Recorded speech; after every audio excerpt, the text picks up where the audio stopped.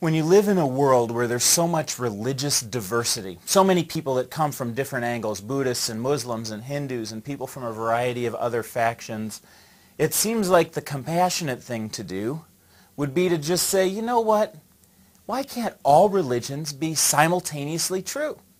And why can't we just say, hey, their path is good for them and our path is good for us? Why can't we just say that?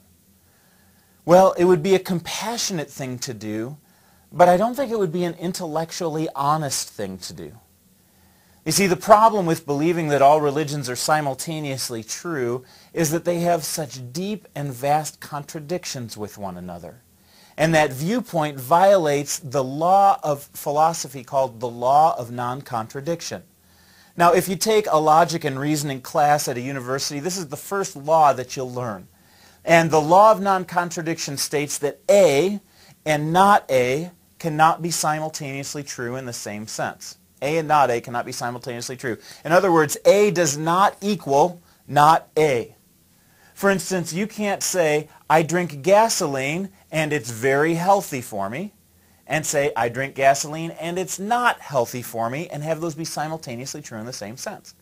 You can't say, I am in Omaha, Nebraska, and I am not in Omaha, Nebraska, and have those be simultaneously true in the same sense. You can't say, I'm a 5'2" Asian American cook, and I am not a 5'2" Asian American cook, and have both of those sentences be simultaneously true in the same sense. If they contradict each other, they can't be simultaneously true. This is the basis of all rational thought in our culture. And so if we violate the law of non-contradiction, we have violated a basic law of reasoning and committed intellectual suicide.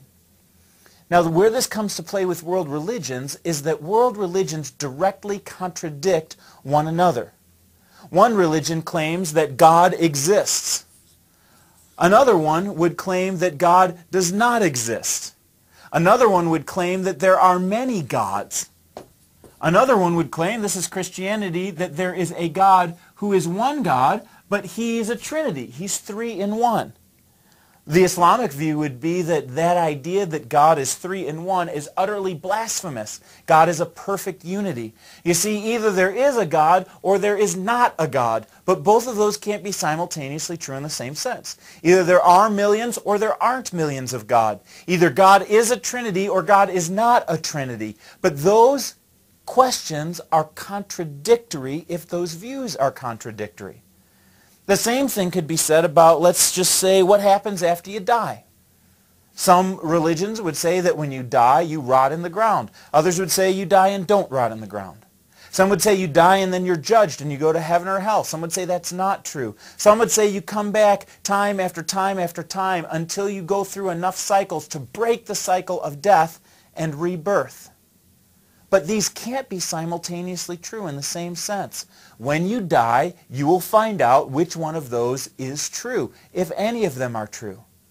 Now, you could come to the realization that all of them are false, but what you can't say is that all of them are simultaneously true in the same sense. It is simply intellectual suicide.